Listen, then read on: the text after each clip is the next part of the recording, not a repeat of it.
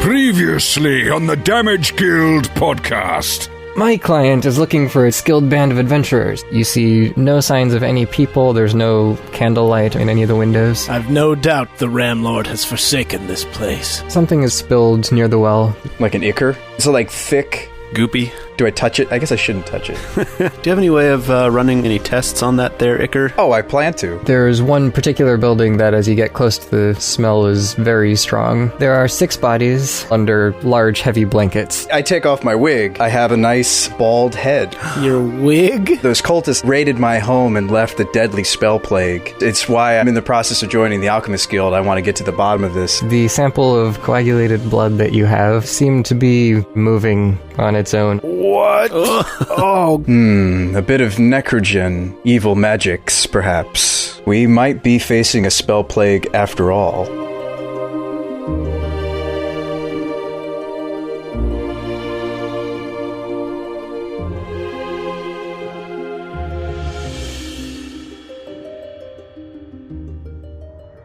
So is it safe for us to assume that this is a type of spell plague? It's safe for us to assume that none of this is safe whatsoever. For us to assume anything about. Yeah. I hope you have some kind of gloves other than like your metal gauntlets that you can use to handle this stuff, because it seems really dangerous. I imagine that would be in the alchemist supplies. I mean, they wouldn't be like fancy, like modernized latex gloves that, snap, but... Yeah, something like that. All right, so I haven't been affected by, or reinfected, I should say, by these elements. As far as you know... You've been careful not to touch the blood. Any rolls as to our infection would probably be done in secret by the DM without us knowing. And then if one of us were to casually say, you know what, you're looking a little bit older today, then we would know something is probably wrong. Well, this is very suspicious, and I have a confession to make. Another confession? Are you wearing a skin cap underneath your wig? No, I didn't tell you guys the truth when I told you that story about how I tunneled under the ocean. Oh. The Rathcon Hills actually aren't too far from this village, maybe a couple weeks southeast from here. Oh. Really? You're from this area?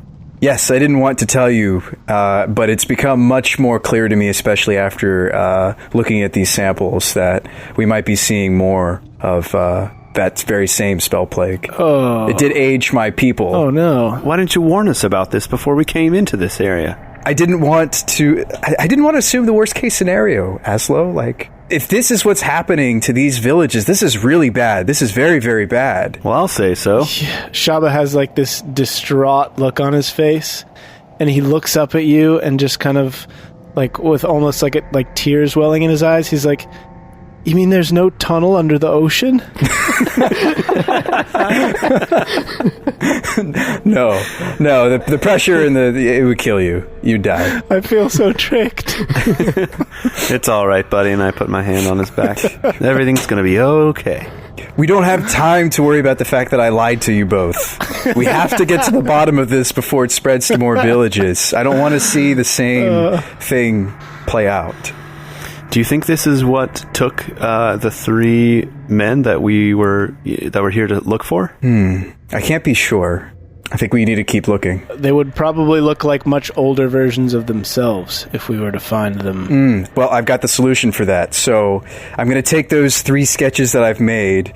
Do an age advancement, like a computer Age model? composite? Well, no, they use artists for that. They don't use, to my knowledge, I don't think they use a computer program. I think they use artists to age, don't they? Yeah. Oh, really? Yeah, so I'm going to be like, all right, so... Add some wrinkles here, add some gray to the hair. Little male pattern baldness here. Yes, and Willem probably drank too much in his later years, so he's a little bit yellow.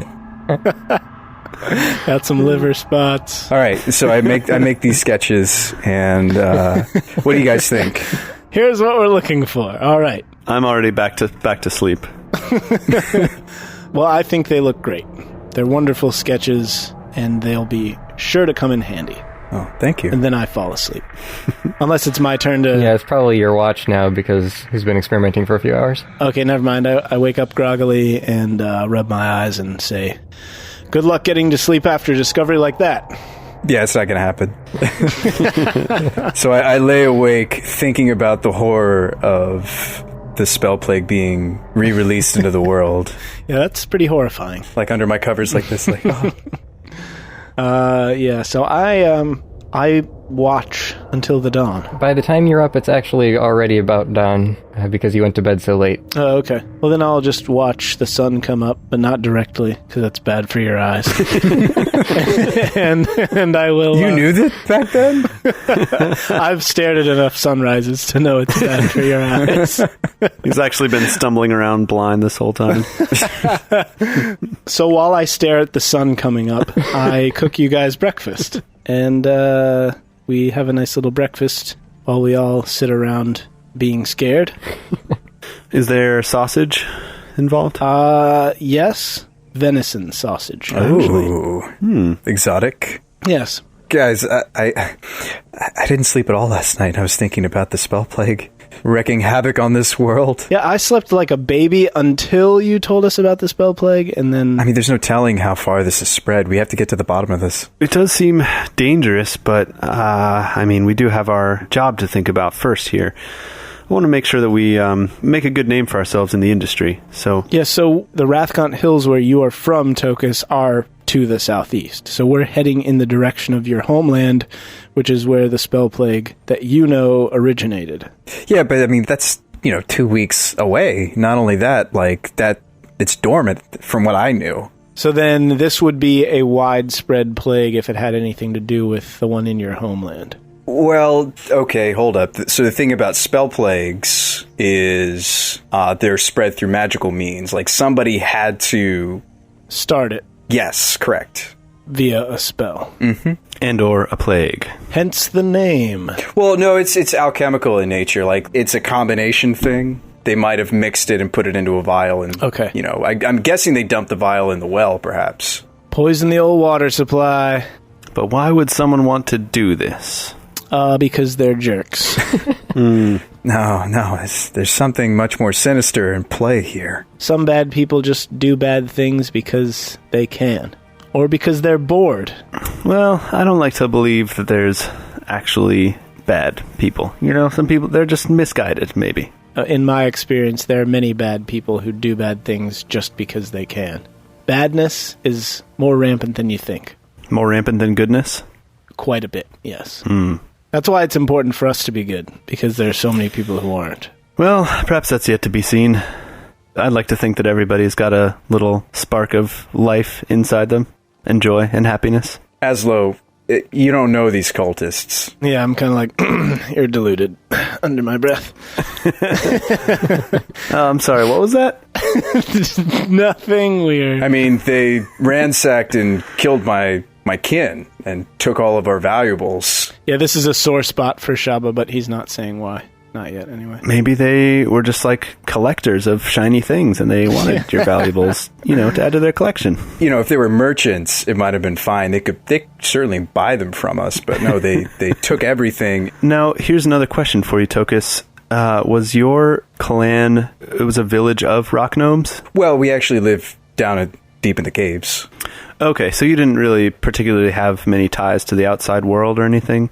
No, us gnomes like to keep to ourselves. Okay. A lot of people don't really understand us. I can see why.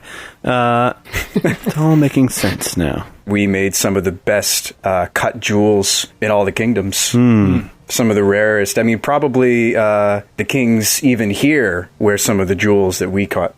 Wow. Probably. It's good stuff. So technically we do know how far this plague has spread. It has spread to here. I didn't think that it would spread. I mean, it kind of did its damage all those years ago. Oh, this was years ago that this happened? A couple years ago, yes. That I did not realize. So this is a new outbreak. That's what I'm trying to tell you guys. I think that this is related, but separate. So I say there's only one thing to do, and that is to burn down the entire village. Before it spreads any further, so we can just stop it in its tracks. Well, what about all the I don't know, all these people's homes and their belongings that are here? Aslo, they're not coming back. They've probably all aged by now, maybe even just a few treks down that road. Yeah, we have pretty much surmised that they took everything that was valuable with them. So why don't we do this? Before we burn everything down, let's search the village and see if there is anything valuable, and then we can bury it in a hole that we dig in the center of town so that it's here when they come back, and then we'll burn down all the buildings. And then we'll post a little sign that says, all valuables here, just so that they know. Buried here. If you are from this town, the contents of this hole belongs to you. All thieves and brigands, please ignore. And we're positive that there were no survivors, right? We're positive just that the dead ones. There's no, for example, children hiding in closets or cupboards. Let's just torch the place and we'll figure it out. Yeah. Well, we haven't really checked every house thoroughly, but I say that if we are going to go through with this whole fire scheme, we thoroughly search the town. And we can spend all day doing it. Thoroughly search and maybe even call out, hey, if there's any survivors here, we're going to burn the place down, so hello, you should come out. Out there. Of course, they might see that as like a threatening thing, but... I mean, that would make me feel better about burning down a whole town. Just saying. Yeah. Surely, as a fledgling adherent of the Alchemists Guild, you would know that there's no problem that can't be solved by fire. I suppose there's some good logic to that. Well, shall we? We shall. Tocus, you're strangely silent. Do I take that to mean you have reservations about this? I don't know what to think about all this. I mean, I'm trying to think about the fact that, this spell plague might even be spread by us burning everything. I mean, there's still so much we don't know about it. And I mean, I'm just an apprentice to these alchemists. I think it's amazing that I was able to figure out that it's related. Those were some clutch experiments you performed last night. Quite clutch indeed. Quite. What's the medieval-esque word I'm looking for? Dope, I believe. They were lit. Good sir, you have the dopest trousers I've ever beheld. They were quite timely, these experiments, and we owe you a great deal. But we'll get to that later. Now we need to decide whether to set fire to this village. We owe you a great deal of, emotional gratitude, not anything monetary, of course. At least I don't.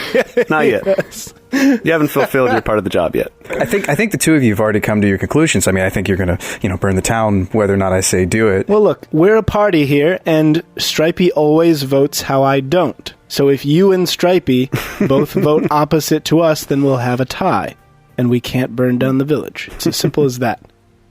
So the decision really is up to you. What say you, Tocus? I just wish I knew more about this spell plague, how it was spread, Obviously, I wrote down all this data. I re-explore the data from the experiments, trying to figure out if burning is a good way to neutralize the spell plague. The Rathgaunt Hills, they are in the kingdom of Dinesha, are they not? No. They're in the next kingdom past Dinesha? Kingdoms are pretty small, remember? Right. So it's quite a ways away. So are there a couple of kingdoms over? Yeah. Over 2 weeks' journey. Okay. So growing up, were you familiar with the village of Pilshire, Tocus? Well, I wasn't part of our merchants. You would know that you at least had some trade dealings with this country. The question I'm leading to is, would any of us know how many villages are between here and Pilshire? Oh, you already know Pilshire is the next town over. Okay, so we're not going to have to leave a swath of fiery destruction in our wake. Unless you want to. Yeah, if we want to, then sure. If we burn this down, this could potentially just be the only time we have to resort to that. I mean, I don't see anything in my files and my data that suggests that the fire will spread, but there's nothing in these that suggests that it won't spread. Well, now, in your experience with this spell plague that you endured, do you remember how that was spread? Was it bloodborne, airborne? I try not to relive it. I remember chaos, and it's horrible memories, Shabba, that I don't really want to relive. I do remember that we ended up having to seal off the hills to never be opened again, in hopes that it would not spread, which is definitely why this is throwing me off. Yeah. It shouldn't be here. That's why I think the cult's behind this. I think that they conjured a new spell plague. It certainly seems that way. I would feel conflicted about just leaving this here the way it is, for not only other travelers who may come across it, but also animals who may come and potentially feed off of the dead.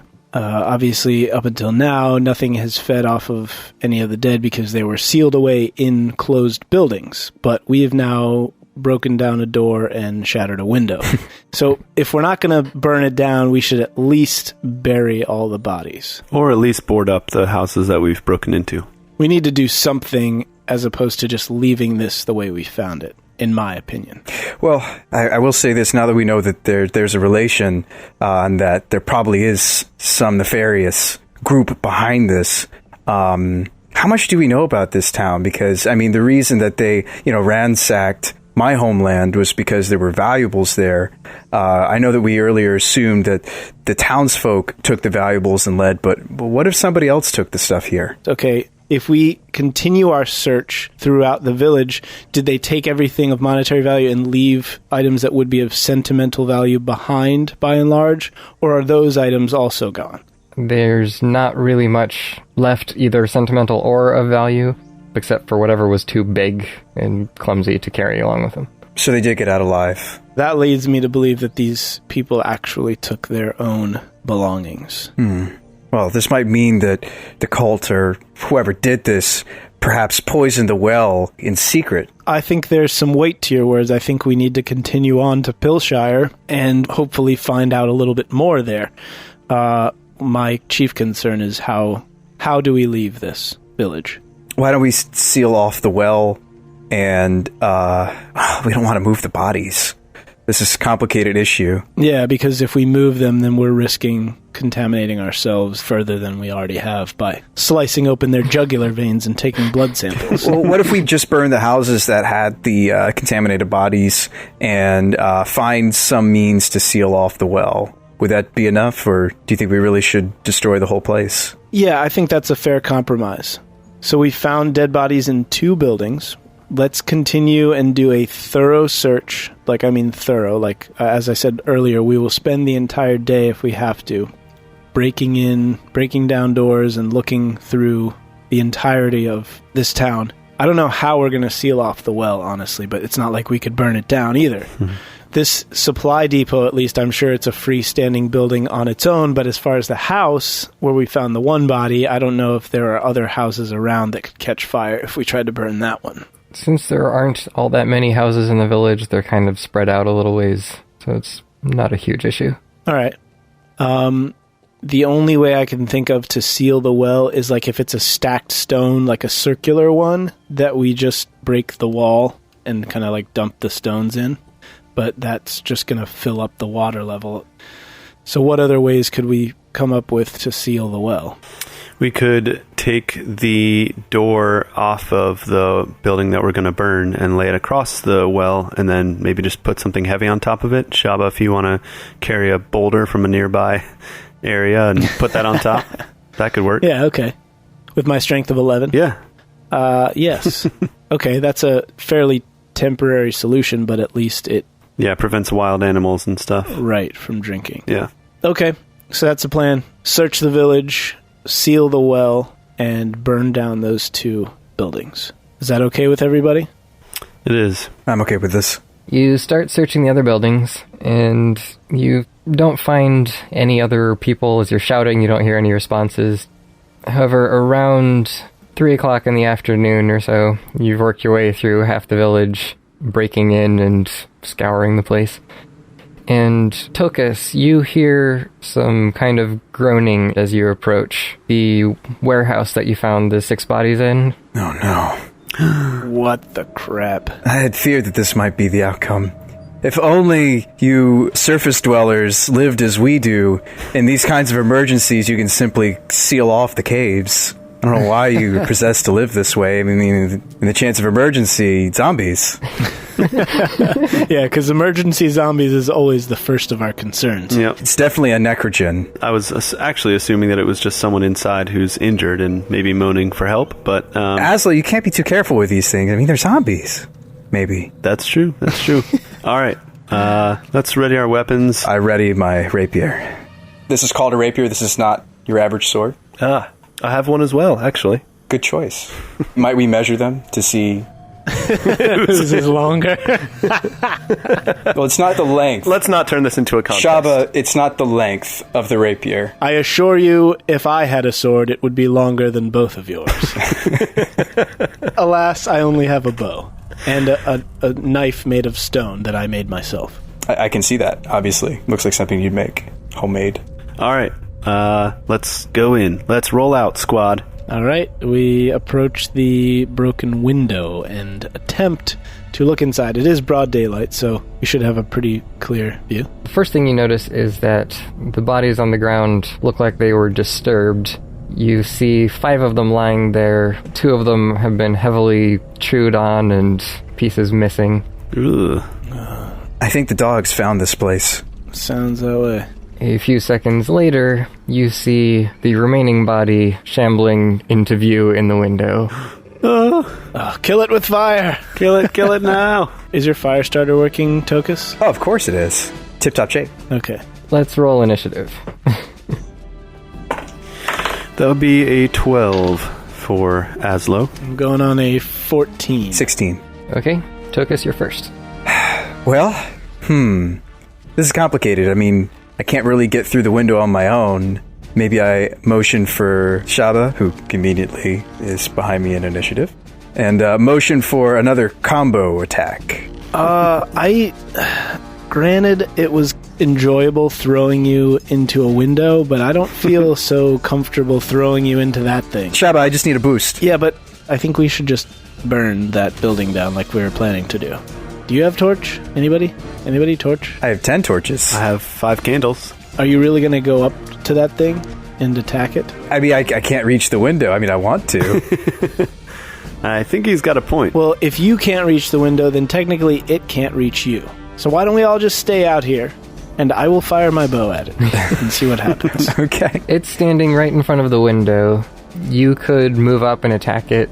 It has partial cover, but you could try to stab it. Oh, so I can try to stab. Yeah, I imagine it's just a waist-high window, so you'd be able to stab up at it. I don't feel like piercing weapons are very effective against the undead.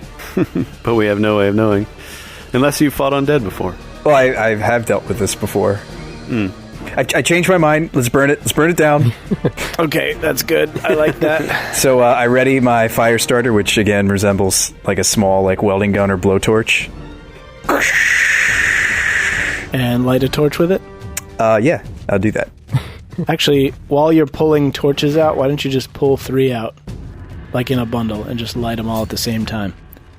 That way you can just hand them off to us. All right. Burn, baby, burn. So I hand off the lit torches to my compadres. Shabba, it is your turn.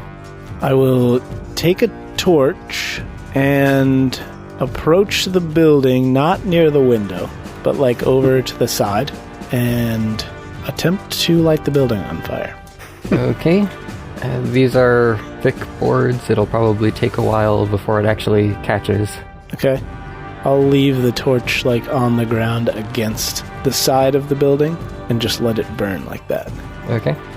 Are you doing anything else? After I've put the torch down, I will take out my bow and knock an arrow and hold it at the downward ready, keeping the creature in my sights.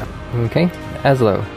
I will take a torch and go over near where Shabba put his down and put it next to it to create more fire in that area, and then back away. All right, well, we've got the building going, so that's a start. The zombie groans and puts his hand on the window, and you see blood dripping out as it is cut on the broken glass. And he climbs over the ledge and falls into a heap on the other side before standing up. Oh, crap. And Tocus is still fairly close by. Oh, no.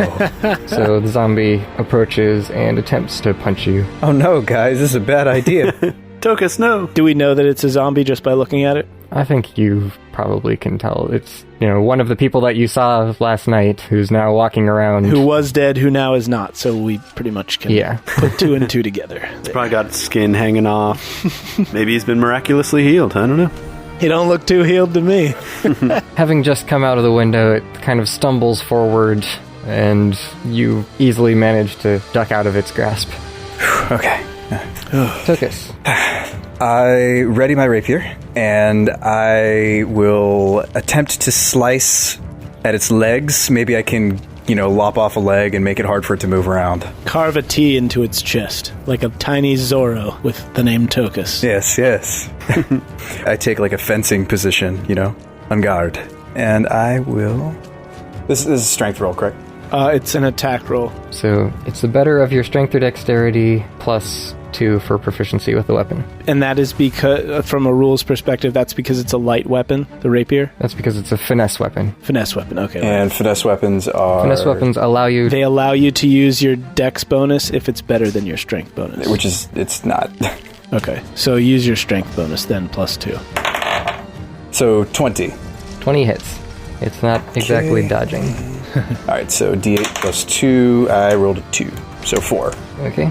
You slash at one of its legs, which is rather ineffective because rapiers are piercing weapons. Oh, that's how you use this thing, alright. And its black blood oozes out and forms a little ooze creature coming out of its leg. Well, if you really want it to, I mean... I think this is going to be hard enough for us, Shabba. It's because you said the blood was moving before. I figured it was itself a living organism, giving life to another organism, like a mastermind made of blood. Shabba, it's your turn. I full draw my bow and release my arrow towards center mass. So it's chest? Yes, indeed. I rolled an 11. It hits. Okay. Ooh. And that is D8 plus 3, so 8 piercing damage. It takes the arrow in stride. Probably in the back, and it doesn't flinch. Yep, kind of figured. So, Tocus, that was a slashing weapon or a piercing? The rapier. Is it the short sword that's either slashing or piercing? Rapier is piercing only. Piercing only. Well, guys, we're going to have to diversify our armament portfolio, if you know what I mean. Everyone has only piercing weapons. Yeah, I'm pretty sure Aslo also has piercing. I mean, it has an effect if it's just that the zombie doesn't really care. Right. Yeah. Okay. Kill it with fire. Yeah, no doubt. I would have been better off, like, I still have my torch in my hand. I should have just, like, blunt hit him with the torch. Use it as a fire damage glove.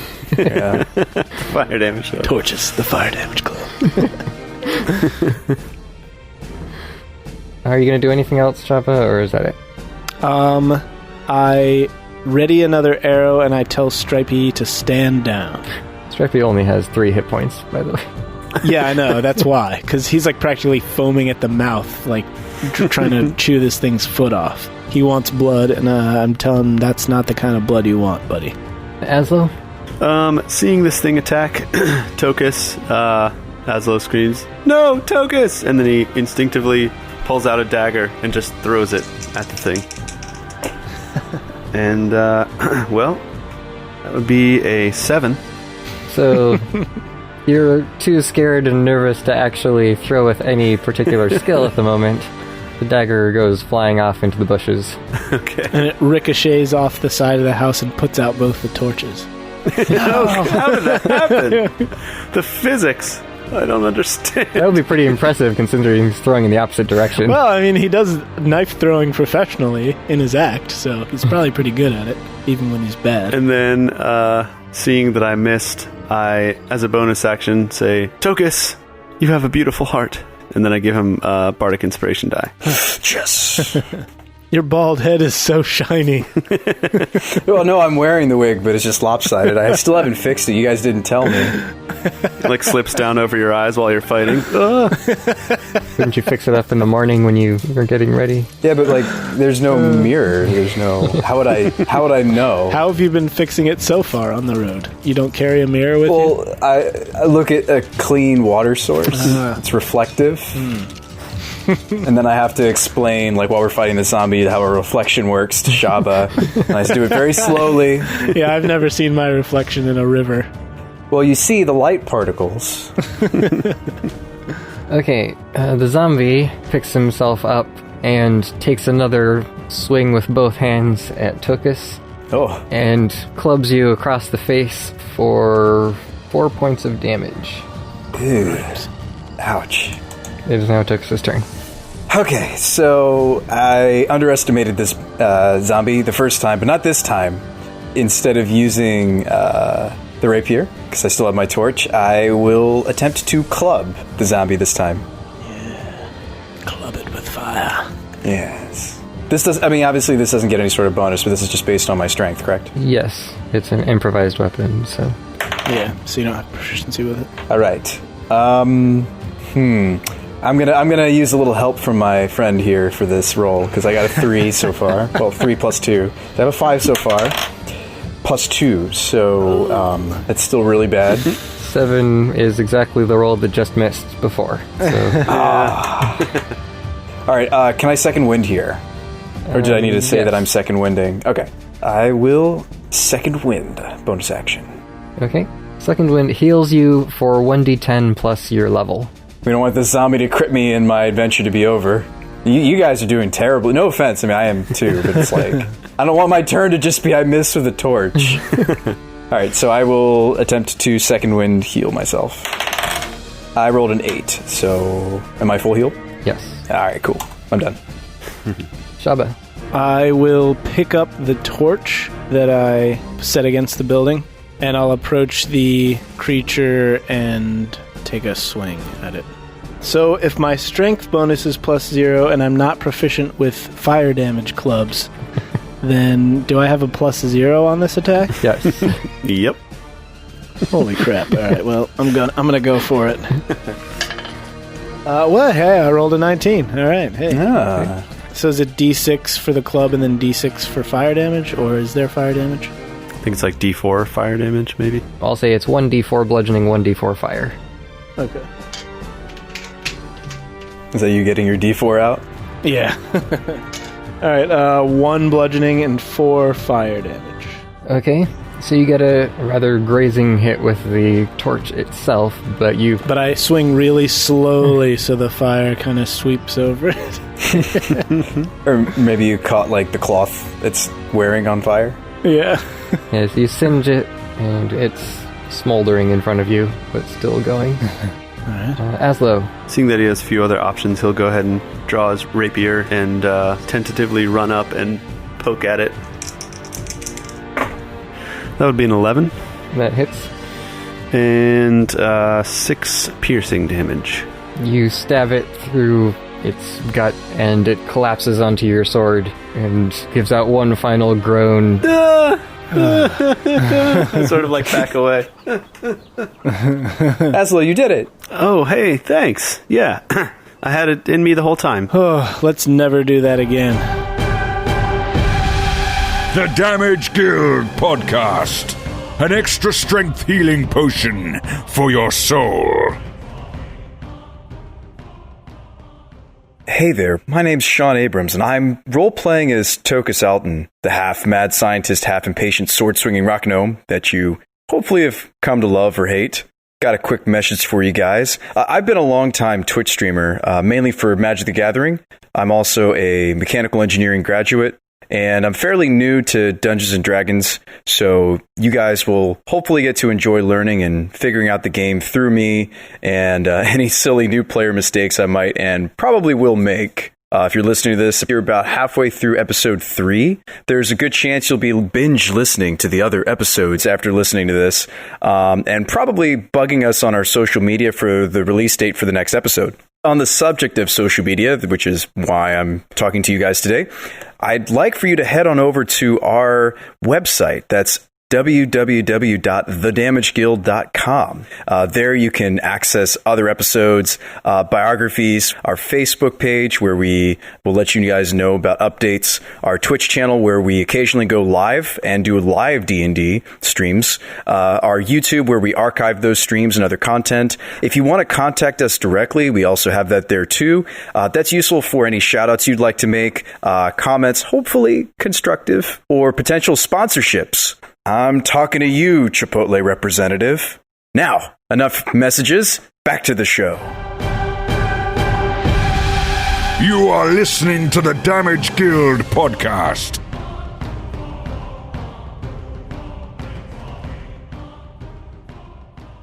So then I shake the blood off of my rapier and wipe it off in the grass and stuff. That was not what I was expecting. And I immediately go back and set the torch against the side of the building again. Okay.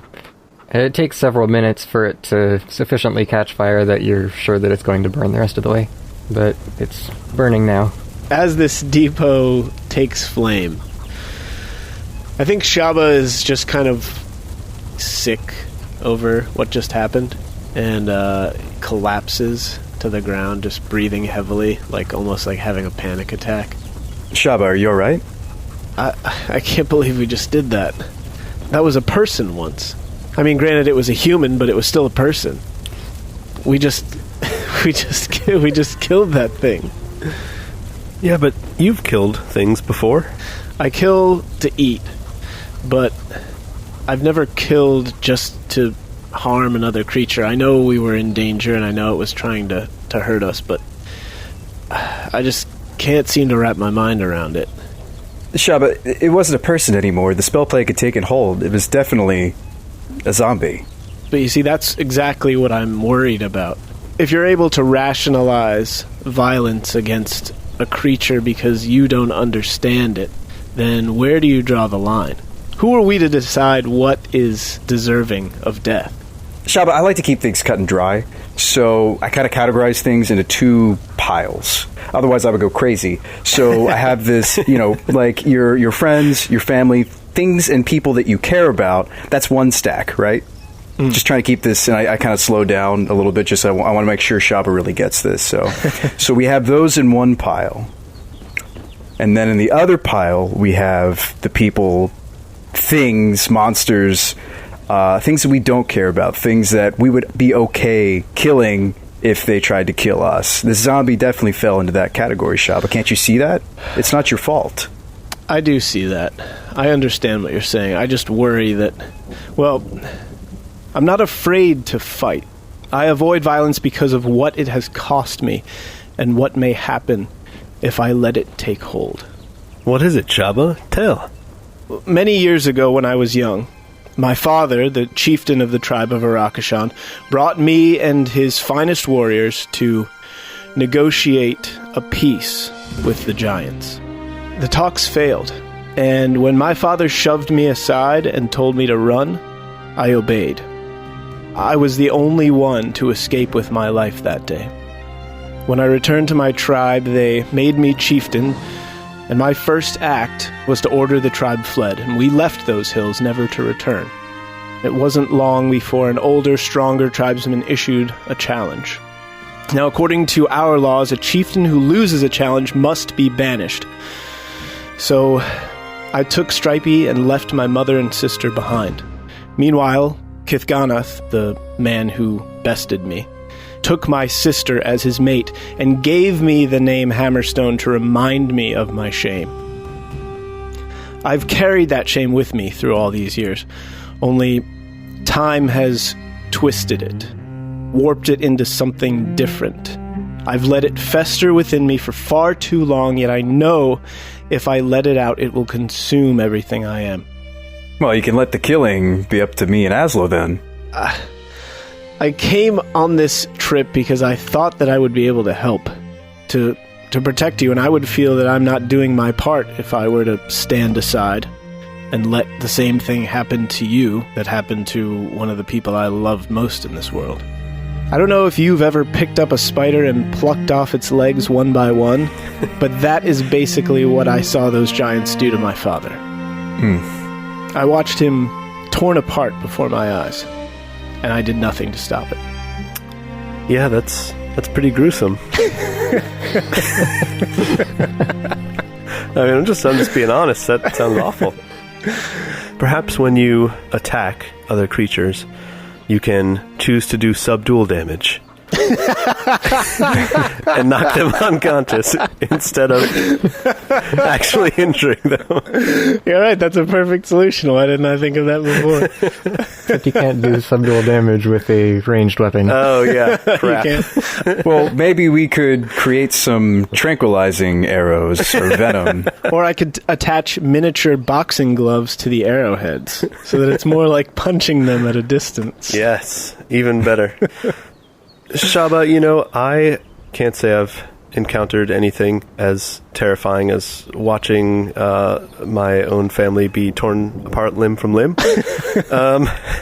But in my time traveling around playing shows at taverns and everything, I witnessed my fair share of bar fights. And it became apparent to me that in those kinds of situations, either you are throwing the fists or you are being the one having thrown fists at. And so when those, when those fists turn into swords, you don't want to be the one having the swords thrust at you. I suppose we've found ourselves in deeper than we thought. I thought we just came to find some lost men, but this is much bigger than I imagined it would be. Yeah, I've certainly never encountered any undead before. I'd heard tales of them. I've sung tales of them, for that matter. I've had my fair share of scraps. You kind of have to be able to defend yourself, being a rock gnome. I've journeyed many different caverns, especially the gem caverns. I've seen all sorts of things down in the caves. We've got kobolds, other various cave beasts, lots of bats. Like not your normal bats that you guys are probably used to. Yeah, I've seen bats before. Yeah, I've seen deer running around outside. I've eaten bats before and deer. That's gross. I've seen living in the slums. I see some pretty big rats. So yeah, I've seen my fair share too. I guess really what I'm trying to say is it's kill or be killed in these kinds of situations.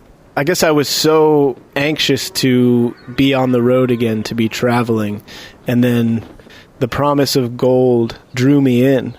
But while my instinct tells me that I should turn back, we're too close to our destination. I've made a promise to you both by coming, and I don't intend to break that promise. I think you're right, Shabba. I think that we are close to our goal. I think that this was probably just a corner case. I don't think we're going to run into any more fighting things anytime soon. I can tell that you have a good heart, Shabba. You're a great employee, and besides, if you turn back now, it'd be a breach of contract, and, you don't want that following you around for the rest of your life, so you should probably come with us. Thanks, Aslo. You're a true friend. Anytime. That's what I'm here for. I hate to be the bearer of bad news, Aslo, but I've experienced spell plague before, and, in that scenario, we managed to quarantine it, albeit at the cost of my hometown, but I've never seen what this thing could possibly do in an open world setting. I don't think there's going to be as much left of that town as you might think. Well, I suppose there's only one way to find out. That is true. I say we press on, and if there's any way to return these men, or at least parts of them, then we should try to do so and get paid for our hard work. Agreed. So it's settled then. We'll go to Pilshire. We'll go to Pilshire. Indeed. Stripey votes against you.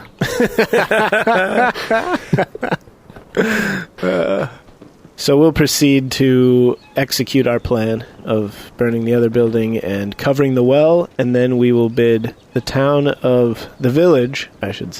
village of wherever we are, goodbye. the village of Letwick, goodbye, yes, and be on our way. Not as merry as before, but we'll be on our way. Decidedly less merry, but nevertheless on our way. Okay, so the building next to you, as you finish your conversation, most of the roof is caught on fire and it's starting to fall in. Can I toast some marshmallows? Over the body of the zombie? Yep. Adds flavor. Do you do anything with the zombie body? I suppose we'd better burn it too. Oh, that's right, because it's not actually in the fire. Yeah. Or just roll it up against the side of the building and leave it there? We could, although I don't know that any of us wants to do that job in particular. Don't think we should touch it. No, yeah, you're right. Just burn it where it lies. Yeah. I light the zombie on fire with my torch. So, in the vein of gruesome things, this is something I learned listening to a true crime podcast, but apparently it's actually incredibly difficult to burn a body. It takes like dozens and dozens of hours to completely burn a body. It just doesn't ignite. I would assume that a zombie would be slightly easier, being that it's dead and desiccated, and a body tends to dry out when it dies, but it hasn't been dead that long, so we may be best off making some kind of a hammock out of like a sheet and then just heave-hoeing it into the building where the flames are. Yeah, that might be best. Yeah, kind of like take a bed sheet from one of the other houses and wrap it around and sort of push the zombie into it, lift it like a hammock, and then swing. Yeah, that works. We can take the sheets from that old man's bed. That's true. Why don't we just take some sheets from an untouched bed with no disease on it? Hopefully. Yeah. All right, so we do all that. And it's most likely pretty late in the afternoon by now after we've set the other building, because it was 3 o'clock when we saw this zombie, so it's probably more like 5 now. Yeah, it's taken you a couple hours to bring over the door and find some heavy rocks and put it on top for covering the well. And to set both buildings on fire and so on. So yeah, it's getting close to the evening, I guess sunset in another couple hours. And from what you know, Pilshire should be roughly a day out still. Okay. A day meaning 24 hours, or a day meaning a day's travel? A day's travel. Okay. Well, what do you guys want to do? I personally would like to get out of this village and camp somewhere along the road, because this place creeps me out. I would agree with that. Tocus? I'm still thinking about that creature we saw. What are the chances that that thing with 2 heads is headed where we're heading? There were 2 of them. I thought it was 2-headed. Yeah, there were 2 of them with 2 heads, so 4 heads total, 2 bodies. And 8 legs. Yeah, and 8 legs. To finish it. I imagine they were just looking for a bite to eat, and I don't know that they would necessarily be heading toward Pilshire, because if the plague is spreading out this way, then Pilshire was hit a time before Letwick. So the stuff there is older and more decayed, if there is anything left. I'd say there's a chance that they'll be headed in the same direction, but they're nowhere around where we are now, so all we can do is keep our eyes peeled and make sure that we're keeping watch instead of tinkering during the night. I think I see what you're trying to say. Is there any potential that maybe we shouldn't just directly take the road? Like maybe even if it takes like an extra half day or day, maybe we should stick to the sides or the woods, stay a bit concealed? There aren't any woods. It's just grasslands. It's pretty much grassland here. There are still some trees here and there, but not a whole lot. And it's also getting rockier, so stony ground, a few boulders, or parts of boulders kind of visible underneath overhangs and stuff like that. Then we must at least approach with caution. I agree. I would be fine with diverging from the road, but I imagine walking through tall grass is going to be much easier for me than it will for you. Yeah, you, halfling and gnome, won't be able to see in front of you walking through the grass. Yeah. Well, maybe if I hop on Shabba's back. Well, we don't know each other that well yet. We're not at that point in our relationship. But I just imagine the future, like turning your left shoulder into like a workspace, like a little table. Yeah, eventually you'll have little like desks, like one on each shoulder. Just have like I'll be like filling out paperwork on one side. Yeah, basically like saddles with little like platforms attached to my head that you'll be like sitting there. Like you're not like with your legs hanging over the front. You'll literally be straddling my shoulders facing inward. It's just like built into your mantle, your shoulder pads. Yeah. Perhaps when we have some time, we can rig up a couple of shoulder pad chairs for the 2 of you. Nice. So all in favor of staying with the road? Stripey raises his paw. Perhaps if we stick to the road but have our ranger scout ahead a little bit? There's an idea. Okay. I'll leave Stripey with you, too, for protection. For his protection, not yours. And I'll... Take him with you, too. That's an option. That's true. He does have a good smell check. So, yeah, alright, that's fine. Stripey and I will scout ahead by, I'll say, 120 feet. That way, if I'm attacked, I can turn around and fire a warning shot, and it will reach you. Okay. Sounds like a plan. Okay. So you head out of town on the eastern road, and things seem to be going pretty normally. Nothing of note at first. However, once you get outside of town, about half a mile or so, Shabba, you're the only one obviously in front to see this, but you see just off the road is a patch of cleared grass and the remains of an old campfire, next to which lies the body of one of those dogs or something like them. Oh. I forget. Which of us have dark vision? I know Tocus does. No, only Tocus. Only Tocus. Okay. Only Tocus, yeah. So then as the sun is going down, then... Well, not yet. It'll still be a couple hours. Okay. All right. I will halt, and I'll motion for them to advance as fast as their stubby little legs can carry them. Okay, so they catch up to you? Yeah, we run up. There is the remains of a campfire up ahead, and there looks to be the corpse of one of those dog things that we saw in the village. Have you had a chance to investigate it yet? No, I figured we'd better approach as a group. All right, let's do so. We approach to within about 20 to 30 feet and take a look, and if all seems to be still and quiet, then we'll go up to it. You don't see anything moving. As you get closer, you notice that it looks like the body has several cuts going across it, and it's lying in a pool of dried blood, along with other splattered blood around the area. Fascinating. It really does have two heads. I wonder how it makes its decisions. It has cuts, and it's lying in a pool of dried blood.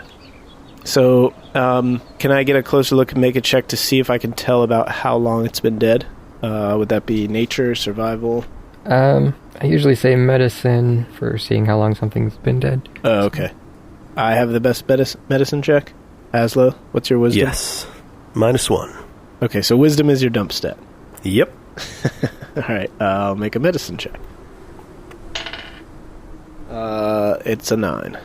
Okay, you're not really sure, but also give me a nature check. Okay. Alright, a little better, a 12. Okay, so what you can tell is that the spots of blood, as well as the campfire, seem like they have been disturbed somewhat by rain. So they've been around long enough for it to have rained. Okay. And the last rain that you remember was about 3 or 4 days ago, I believe. Yeah, a couple of days ago. A few days ago, okay. Alright, that's a clue. So, does it look like maybe one of these dogs attacked a traveler or a group of travelers and they got in a fight and killed it? Yeah, does it look like it was cut open for its meat or something, or is it just, like, defensive? No, there's no signs of any meat having been taken, other than maybe by scavengers. But yeah, there's just several cuts that look like things that you might expect from swords or spears or things like that. Does the two-headed dog have any of the physical signs or characteristics of the zombie that we just fought? In other words, does it look like it may have been infected with any sort of disease? As far as you can tell, it looks about the same as the other dogs. I mean, you've never seen these kinds of things before, so you don't really know what they're supposed to look like. Okay. I'm going to take out my knife and slash it open down the chest, like down the sternum, and review the contents of its stomach. Ew, gross. What are you doing? It's okay. I do this with animals all the time when I strip them for eating. Shabba, I didn't realize you were hungry. This is just an investigative exercise. I see. Perhaps while he's doing that, I'd like to investigate the fire itself and see if I can tell how old it is. Just an investigation check, I take it? Sure. That would be an 18. It's pretty old. It's probably been there for a couple of weeks, you'd guess. But the dog body is not decaying? It has decayed somewhat, but it's not fully decayed or anything. Okay. As for the contents of its stomach, you see... KFC. Some finger-licking chicken. Well, you find some pieces of meat that you can't really identify at this point. Okay. It's been mostly digested, and you also find a few scraps of cloth. Okay, that's what I was looking for. Any signs that it may have eaten something either alive or something that wore clothes. Yeah. So these things are hostile toward humanoids, everything. One might say, yes. Yes. Does it look like it was skinny and underfed when it died? Like it may have been attacking out of necessity for food? It's a little bit hard to tell with the way that it's decayed and Okay. been over time, but it doesn't look especially weak and skinny. Okay. So they might be just aggressive. Let's scour the surrounding area. Okay. Let's look around, take out our metal detectors, put on our X-ray goggles, just look around for any scraps of food, any items that may have fallen in the dark, anything that could point to a sign of who was here. I'd say the chances are slim of finding anything, but it's definitely worth the search. Great idea. Let's split up, gang. Stay within sight of everybody else at all times. Don't go too far. Everyone give me an investigation check. Okay. 11. 10. A 5. All right, you spend your time searching around. You find signs that it was inhabited. There are some footprints, but you have no idea how many people might have been here or how long ago or anything. Okay, what size footprints? Can we differentiate between multiple sets? They all look roughly human-sized, and you only find a few of them still left. Okay. Any narrowness to the boot print, like female boots, male boots, varying sizes at all? Or just calloused toes, perhaps? Yeah. You would guess that they're male-sized. Okay. I get down on my hands and knees and smell the dirt where the boot print is. Smells like dirt. 'Cause that's the kind of thing I feel like a seasoned tracker would do. Can you make a survival check to learn more? It's possible. That's the tracking skill, right? Mm-hmm. Yeah. Okay. I'll make a survival check to see if I can tell which direction the people who are here went in after they camped, when they left here. Also to see if you survive long enough to track them. Yeah, I'll make a survival check to see if I survive. Nice, a 23. Okay. It has been quite a while since these footprints were put here, but you do find that the one farthest away from the camp seems to be pointing towards Pilshire. Curiouser and curiouser. Something doesn't add up here, so if what you're telling us, Shabba, and what you're telling me, Aslo, is that the timetables don't quite match, and why would they camp here when there's two perfectly, albeit maybe not recently, but two perfectly good towns either way?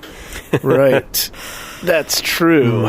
Yeah, two villages within a day's travel of each other. It would seem that there's very little reason to camp in between As I them. said, you're only about half a mile outside town right now. Yeah. Oh. You can see the village from where you are. Oh, okay. Huh. Okay. You mean we can see Letwick that we just came from? Yes. Okay. Yeah, so that makes less sense. Yeah. So in investigating the fire, I stoop down and run a finger through the ashes and then taste them a little bit. I'm like, seems about 2 weeks or so. Is that what you said? 2 weeks? Yeah. Yeah. So that you're right. That doesn't line up. I do the same thing with the two-headed dog's blood. Not really. I don't actually do that. How would that be? And if it is really 2 weeks, both the fire and the dog have been laying here for 2 weeks, then does that mean that Letwick has been as we saw it for 2 weeks?